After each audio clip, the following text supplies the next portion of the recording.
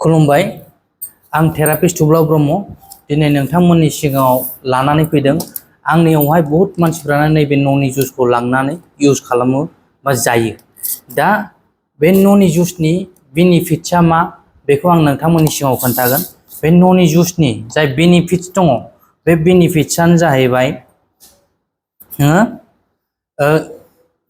जिबख्रि जोंनि जे देहानि जिबख्रि दङ बे जिबख्रि बा सेल्स जों जायखौ होनो बेखौ बारायनायाव मदद खालामो। 2 नाम्बार पइन्टआव जाहैबाय जोंनि देहाखौ हेल्दी खालामो बा जोंनि जेसेबांनाखि स्किननि प्रब्लेम आसुगुरनि प्रब्लेम आसुगुर खानाय स्किन बा नोंनि ओरै लिभार बिसोरखौ माने बेखौ एक्टिभ दोनबाय थायो आरो सेल्स लेभेलखौ बारायनानै होयो। दा बेनि बेनिफिट्सआ ओरैबायदि जोङो आसुगुरनिफ्राय लानानै स्किननिफ्राय लानानै ओरै खानायनिफ्राय लानानै मेगननिफ्राय लानानै ओरै स्पेशली जोंना डाइजेशन सिस्टेम बे डाइजेशन सिस्टेमखौ एक्टिभ खालामो बा मोजाङै दोनो बेबायदि बुस्थुफ्राव जोङो बा बेफोरखौ जोङो एक्टिभ खालामनोबा जों ननि जुसखौ इउज खालामनो हायो। जों जेबो जायालासेनो बा जेबो देहायाव प्रब्लेम गैयाबाबो जों बे ननि जुसखौ बाहायनो हायो आरो बयबो बाहायगासिनो थायो आंबो बाहायो। दा बे ननि जुसआ स्पेशली मा खामानि मावो होननानै बुङोबा दा मा होनगोन बेखौ जोङो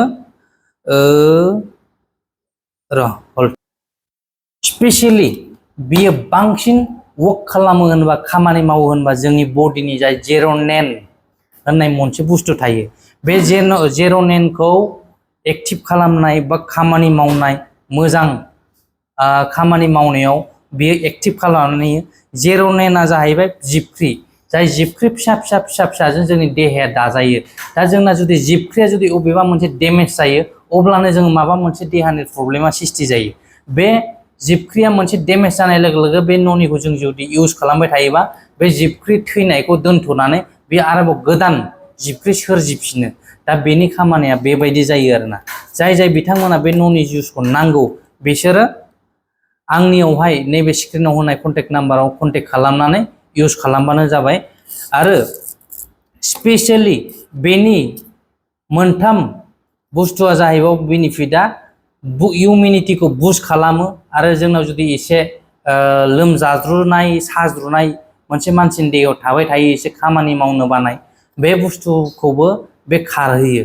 लोगोसे आरोबाव जोंहा बेयाव अनेक टाइपनि मिनारेल्स एन्ड भिटामिन्स जों बेयाव बेनिफिट मोनो जाय बिथांमोना बेबायदि बेनिफिटजों बा कन्टिनिउसलि जेबो बेमार गैया अब्लाबो जुदि इउज खालामनो सानो नैबे ननि जुसखौ इउज खालामनो हागोन। आरो लोगोसे जायफ्रा स्किननि प्रब्लेम दङ जेरै पिम्पल्स जाबाय थायो ओरैहाय स्किनाव माबा माबि जाफ्लेबाय थायो बिसोरबो बे ननि जुसखौ इउज खालामनो हागोन। आरो जायफ्रा नांगौ नैबे कन्टेक्ट नाम्बाराव फन खालामनानै बिहरबानो जाबाय।